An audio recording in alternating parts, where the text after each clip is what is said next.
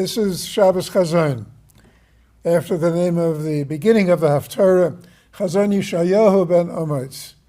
It's a frightening Haftarah, one of the most frightening of all. Yeshaya Hanavi prophesies about the impending destruction of the Beis HaMikdash, the suffering of Klal Yisrael, all conditional. If they do tshuva, it can be avoided. We know the history. They did not do tshuva. But there's one thing about Yeshaya. He has this prophecy, many such prophecies in Sefer Yeshaya. But the Gemara calls Yeshaya the Sefer of Nechama, because when it's all over, there's a lot of Nechama in Yeshaya. He's the Navi of Lasid Lavai, the glories of the time to come.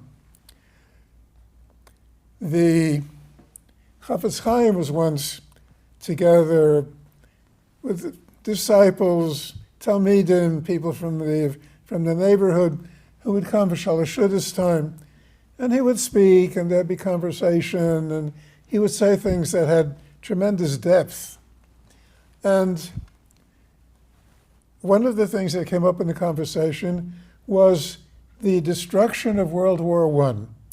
About 12 million people on all sides of the battle were killed in World War I. And the Chafetz Chaim said, that was child's play.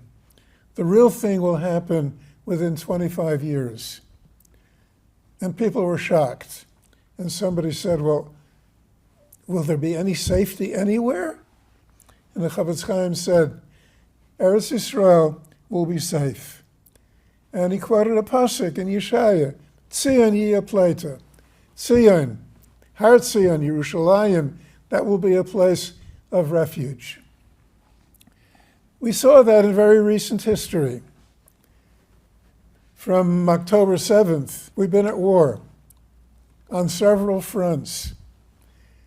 And at this video, already about 900 Kedoshim have died in the battle.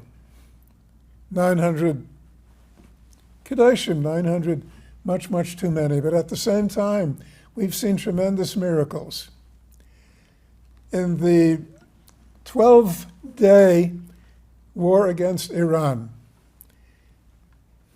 Medinas Yisrael used planes, many of which had been sidelined. They were not fit for flying. And then, without repairs being made, suddenly all the tests showed that they were ready to go, and they went.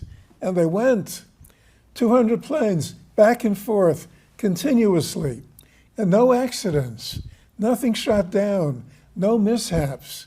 How is such a thing possible? Well, there was a magazine that had a newspaper rather, that had the story of the main airbase from which these planes flew on their missions.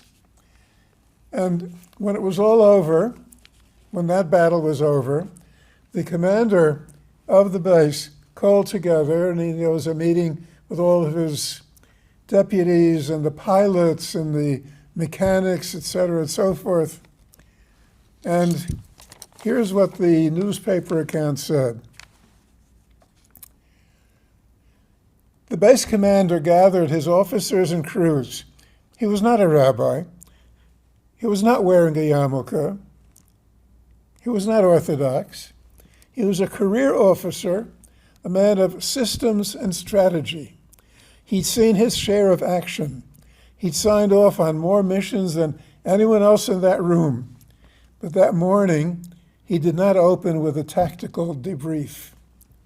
He simply looked out at the team, the engineers, the pilots, the techs, and said 2 words, Yesh Elokim, there is a God. No one spoke. No one needed to, because everyone there had seen what happened, and none of them had a better explanation. Not the Air Force software, not the maintenance crews, not even the engineers who had worked on the jets themselves. Planes don't fix themselves, but these planes did. Yesh Elokim. It's a frightening Haftarah. Terrible things are prophesied in this Haftarah, but it ends this way.